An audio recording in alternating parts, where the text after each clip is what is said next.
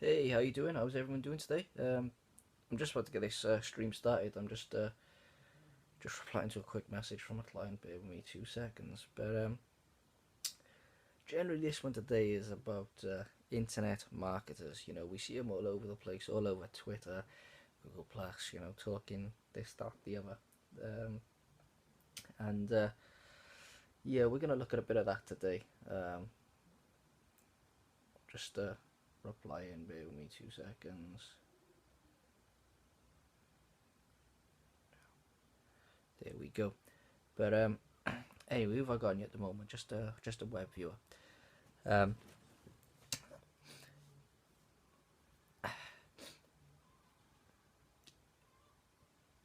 Basically, it's hard to define an internet market these days because pretty much everything on the internet is in some form of marketing. Um, no matter where you look at it, there's if you're sharing something, endorsing something, you're kind of marketing it.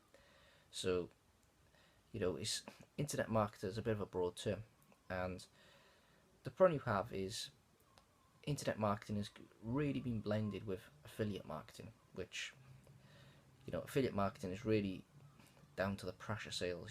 It's I call it the pressure cooker environment because you're chucking everyone into a pot, and then you're boiling that pot up to try and get a sale. Um, and it is a hard sell. They go for the hard sell. Um, but the thing that cracks me up the most is the fact that these internet marketers are out there talking and talking and talking, and they got no experience, but people listen. You know, I could go out now, buy a domain name, install a WordPress, add some spiel to it, and call myself an internet marketer. Go on, um, Twitter, Facebook, Google Plus, and recruit a load of followers and fans. Maybe check out a few freebies. But I could probably spend £60, about $100, and that would give me a big chunk of followers, load of fans, a load of people in my G Plus circles, and it would look like that I've been doing this for a while and everything is amazing. Um, when in hindsight it isn't. It's down to buying cheap, tacky, you know, rehashed, repurposed content, and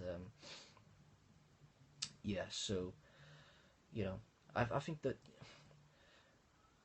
what grinds my gears the most is the fact that even some of these internet marketers that are in the professional scene, you know, I've seen them speaking at, well, not seen them personally, but seen them advertise or speaking at major, like, sort of social media marketing events. And then you see some of the stuff they do, and they're like, buy my training program, read my ebook, sign up for my list.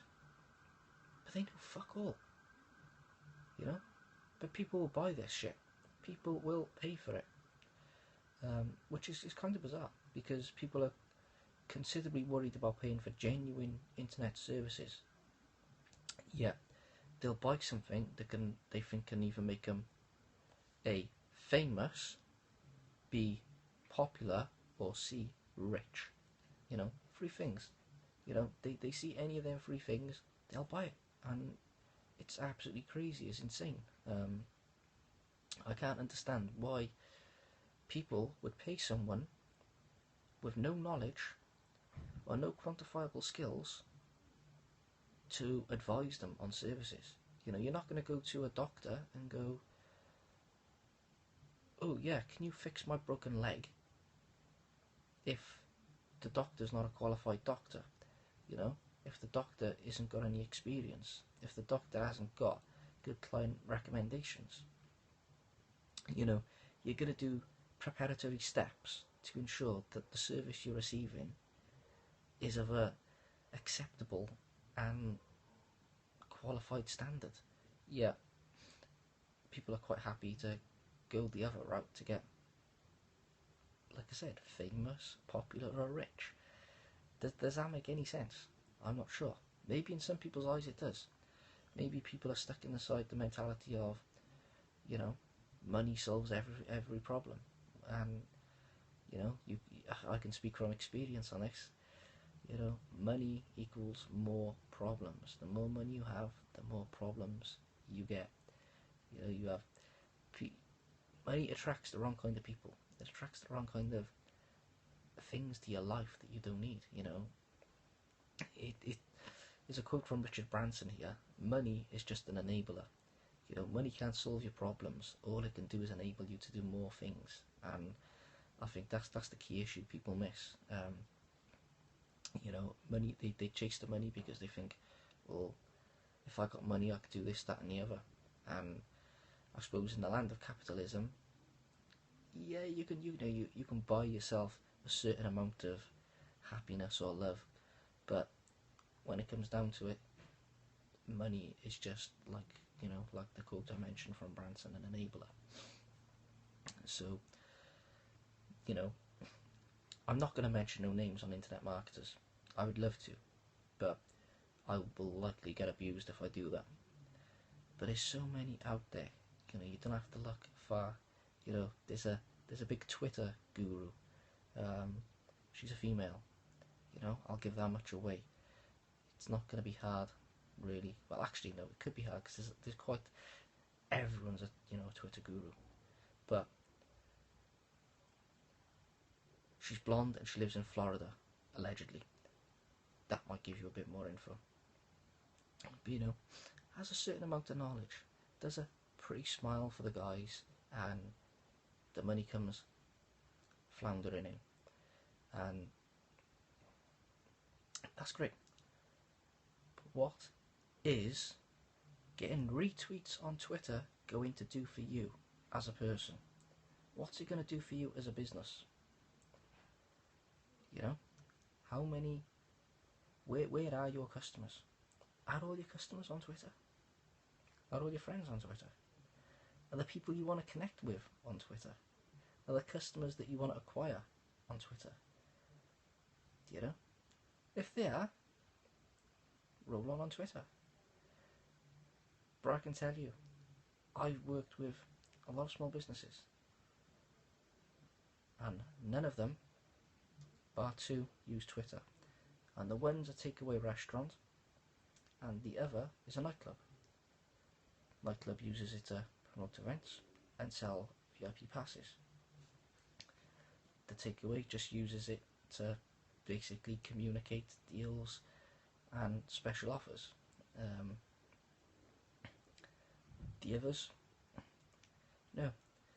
Only one, I know two more people that don't use Twitter but have used it to acquire work. And you know, I'm not saying it cannot be used to acquire work, it can be, but that's out of around about 30 clients. So 4 out of 30, you know, is, what's that? It's just over 10%. So you've got to look at your return on your investment. So I would like to just add that all the people out of that 4, none of them had any Twitter training whatsoever. You know, so all they done was signed up, created an account, done the basics, and it works. You know, you don't need to be coached to be a decent person or to run a decent business. A lot of it is normal using your brain. You know, if you're a person, you be nice, you be friendly, you be polite, you know, you be honest and truthful. If you're a business, you know, you provide that great customer service. It's not rocket science. How would you like to be treated when you're at a restaurant or at a shop, or you got someone coming to fix something in your house, a mechanic working on your car? You want a certain level of service, a certain level of professionalism, and you know, when you get that, you trust it. So that should be common sense, that if that's how you expect to be treated, that's how you should treat others, whether you're a person or a business. So does that require you to pay money to someone to go, but you need to use this, you need to use that? All these platforms give you instructions on what to do when you set them up, you know, which is free. There's plenty of information on free blogs. You know, if you cannot get the information you need off a blog, off the help section of these networks, then maybe it's not for you, you know? Because other than that, most of these platforms are perfectly self-explanatory.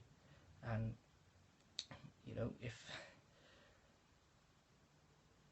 if you need to be coached how to use them, you know, I'm not saying, you know, the coaching is 100% negative. It can be positive, but a lot of the coaching that is positive is coaching on a personal level and how to better yourself. So all these steps become a natural progression, you know, because you learn from your mistakes. So better than hiring a coach, maybe you should break stuff down, you know, make some bullet points, make a list, and see what you expect. See what your competition does on these networks, and then not sort of emulate that, but see where you can be different to stand out. You know, maybe that is some coaching there, I don't know. But to me, that's just common sense. That is just what I've grown up to see as a person in the real world. So, you know, in my opinion, a lot of these social media marketers just talk crap. The reason they, you know, come across so, oh, well, this is amazing, you've got to do this, is because they're sales. They're selling you a service. And they're not going to sit there and go, yes, but social media is not really that hard, and, you know, all you need to do is spend some time just looking through stuff, because that's not putting money in their pocket. That's not paying their rent, buying them some shiny jewellery or a nice car or a vacation holiday, depending on what country you're in. And yeah, so common sense, use your brains. You know, if you are going to pay someone for something, make sure you're paying them for something that's worthwhile. That's my opinion. You know, do your due diligence, because if you don't do that, this is where you just, you know, you're walking in blind. And realistically, you know, whenever do you do that? Whenever in the real world do you go blind into a situation? So, like I said, don't take social media coaches' advice at face value. Do your research. If you are going to hire a social media coach, ensure that you're hiring one that's worth their salt, because if they're not, that's your money that's going down the drain.